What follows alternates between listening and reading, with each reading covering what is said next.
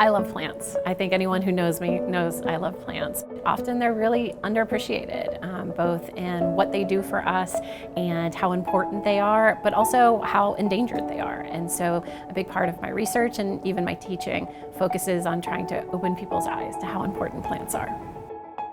I study a plant called fringed campion. It's a federally endangered plant that's found here in Middle Georgia. It has a little pink flower in the spring that has these fringy pink petals.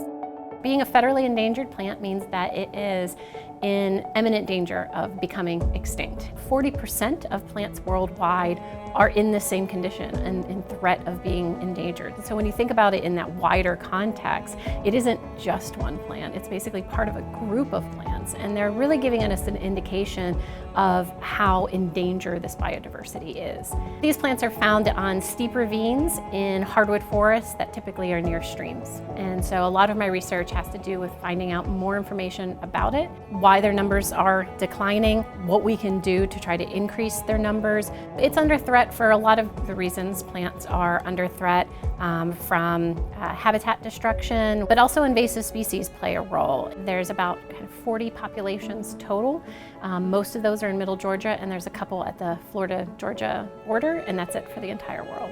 Mercer students are involved really at every level of my research. At the most basic level, we monitor the plant. It's really important to be able to look at these plants year after year after year to get to know them.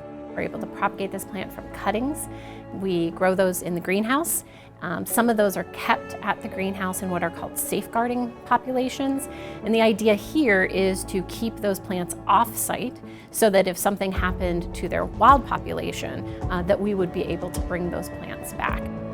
We are interested in what pollinates these plants, and so this past spring we started a pilot project using cell phone cameras to try to track pollination of these plants. We try to establish new populations in places where they probably were found at some point, and that's one of the things that we did at the Ocmulgee Mounds National Historic Park. We grew the plants here at Mercer, and then we planted them there, and we have been monitoring them now for about 5 years, and so they have survived, which is pretty exciting, and are flowering, and we're hoping their numbers will keep increasing.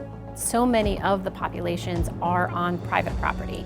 And so for that reason, I have to work with private property owners a good bit, getting permission to be on the land, to work with the plant itself. One of the things that I've learned with doing conservation biology is no one's able to do this alone. I rely on all kinds of collaborators, with my students being part of that, but also our landowners, the Georgia Plant Conservation Alliance, DNR, and Fish and Wildlife that both use our data and also kind of collaborate and help us continue on with this research.